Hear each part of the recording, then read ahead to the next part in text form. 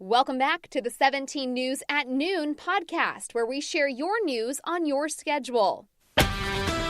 Working in the spirit of the Golden Empire, this is 17 News at Noon. Good afternoon, and thanks for joining us for 17 News at Noon. I'm Nicole Gitske. We'll begin with the latest on the coronavirus pandemic here in Kern County. Kern Public Health announces 143 new cases. More than 29,000 people have tested positive in Kern County since the pandemic began. No new deaths were reported today. 292 people in Kern County have died from the virus since March. At last check, over 13,000 people have an active case and are isolated at home. 182 people are currently being treated in the hospital. Now, as COVID cases continue to rise across the nation, many may find themselves in need of free testing. Well, we've got you covered.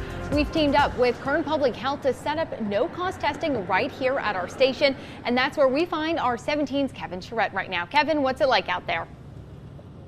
Well, Nicole, we are here on the corner of Compassion Corner down L Street, right by Channel 17, talking about the free COVID-19 tests that are in place. We did this last week. It was so popular that we've done it again today, and we've had over 200 people come down. Last Friday, I took a test as well. I got my results yesterday, came back negative, gave me the peace of mind. And again, Kern Health is recommending that people come down, whether you're showing symptoms or not, because we always talk about there are asymptomatic people out there not knowing that they are carriers of COVID-19, and this will be able to pick that up. So if you've been kind of on the fence on where you can get a test and when you can get it, today is that day right across from our studios here, and we'll be going all day long. We started at 7 o'clock this morning. We'll be going till 6 o'clock tonight. So if you are in need of a test, it is free. They have great nurses here that'll take care of you. And again, it's not something that you pull up and they will actually put the swab in your nose. They're actually going to give you a kit, and you will actually do it yourself, and then you put the kit in place, and then your results will come back 3 to 5 days after you take the test here today. Mine was right on track with that 3 to 4 day time period. So if you are in need of a test, today is the day. You can come right here to Compassion Corner and take that test. And again, it is easy and it is painless. Nicole, we'll send it back to you. All right, thanks so much for that, Kevin. Well, as fears over a coronavirus influenza twindemic loom, Save More is making some changes to how it handles immunizations at its pharmacies. Now, the company announced yesterday it launched a new immunization program with upgraded safety procedures for all California stores. Customers coming in for flu vaccines will now be required to pass a new immunization consent screening form focusing on COVID-19 symptoms. The consent form is available on their website. The company says that's to ensure patients aren't sick and risking exposure of the coronavirus to others. They'll also need to take a pre-vaccination temperature check. As for pharmacists, they'll be required to wear face masks and face shields. SafeMart flu vaccinations are free under most insurances. All right, well, if you've recovered from COVID-19, you can play a part in saving lives, all while receiving some cash, too. Now, this morning, supervisors Leticia Perez and Mike Magger teamed up with Houchin Community Blood Bank to announce a convalescent plasma drive at the Kern County Fairgrounds. They're making the big push because COVID survivors have antibodies that could help infected patients fight off the virus.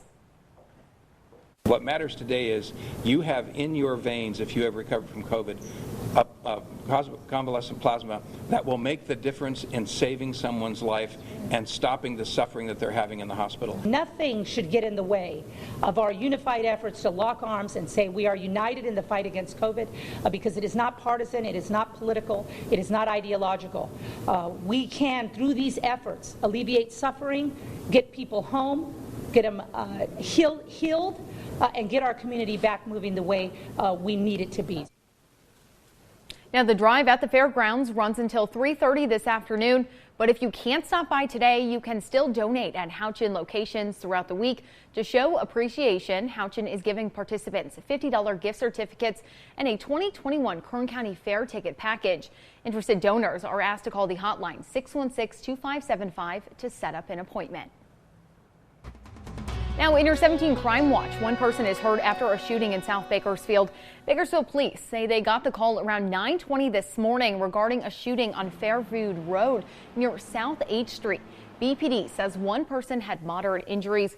Police say they do not have a suspect at this time. We talked to a neighbor who says he heard sirens, and when he came outside, the street was completely blocked off. He says the neighborhood is relatively quiet.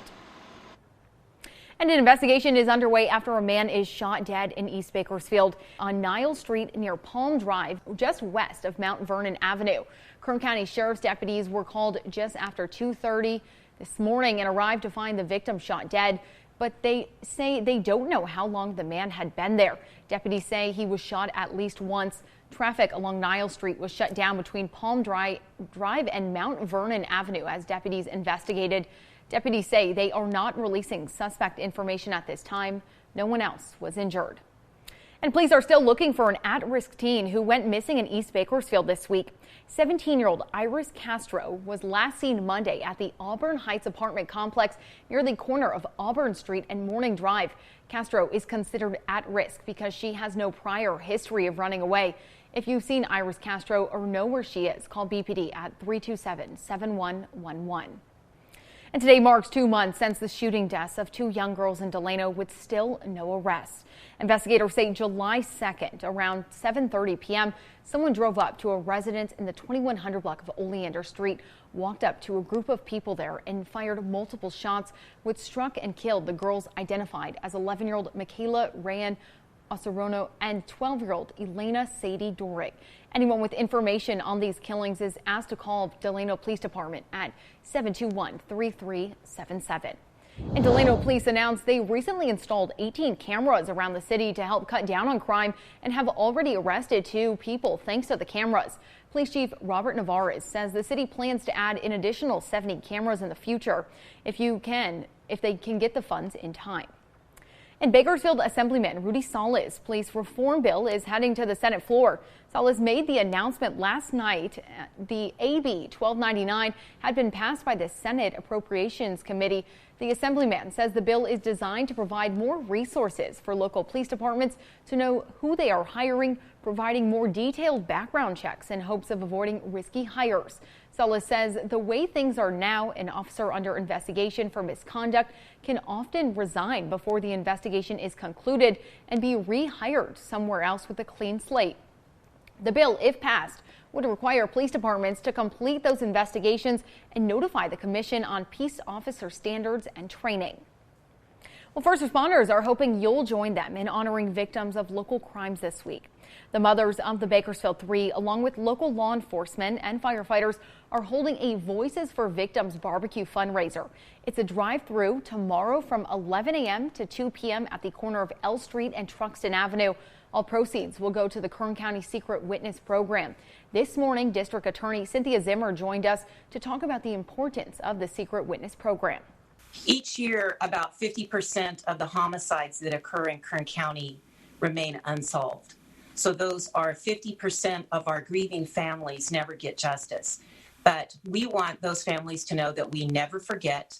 We continue to seek answers and solve crimes. And there are people on posters behind me that I will never forget. Jessica Martinez, a little 4-year-old girl that was abducted and murdered. Bianca Jackson, a young 19-year-old girl who was murdered at a party out at Cal State Bakersfield. Wendell Davis, who was shot and killed in his car. They're just people, we will never forget them. And Secret Witness, this organization, can help us solve these crimes. And today marks 75 years since the end of World War II. Across the nation, people are honoring those who served in battle during that defining period of human history. On September 2nd, 1945, the Japanese officially surrendered, marking the end of the war. Due to COVID-19, many celebratory events have been moved online. But today, the Kern County Veterans Memorial held a celebration. Well, like Dad had said earlier, freedom is never free. And for us to continue to talk about patriotism to our young people is so very important because they're forgetting. This war was 75 years ago, so they're forgetting the price that was paid. But freedom is never free. And it's my heart, I'm so proud of my father and his generation because when duty called, they answered.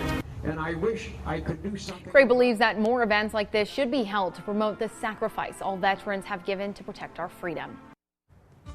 All right, welcome back. And today we are looking at some poor air quality once again, right, Kevin? We have that haze out there, and that is going to continue here for several days. And again, we have our COVID testing site right now in place at a Compassion Corners. So if you are still in need of getting a test, you can come out here today. Let's talk about the temperature. 86 degrees under a calm wind, visibility at 7 miles. Usually on a nice clear day, we're above 10 miles, so you can see the impact of that. Normally, temperature should be right around 93 this time of year. We will be above that. And our record on this date, 111, set back in 2017. We've got 70s, 80s in the valley at this time, and that's the case up in the mountains as well. 84 in Fraser Park, Tehachapi at 86, and 88 out of Lake Isabella. Already hot in Ridgecrest, there at 97. Right now, we sit at 73 in Sacramento, 84 in Fresno, 70s down to the south, Vegas at 93, and here's a look at the daytime highs. We're looking at 90 in Sacramento, near 100 today in Fresno. Where we really find that heat is, of course, no surprise, Phoenix and Las Vegas, right near 104 this afternoon. The beaches are really the place to be today. Mostly sunny, 70 degrees, a light northwest wind, 5 to 10 miles per hour. So what is coming? Well, we've got this ridge of high pressure that's going to build in as we go throughout the next few days. And by the weekend, it's going to be over the Four Corners region again. This is a typical high that we would see just a few weeks ago when we saw the spike in temperatures as well. So here's a look at our watches and warnings. And yes, the dark red excessive heat warning in place now through Monday at 8 p.m. because of the temperatures we are going to see, and you'll see that on the extended forecast. I want to talk about the heat real quick. September 2019, we had 7 days over 100 degrees, 100 or above.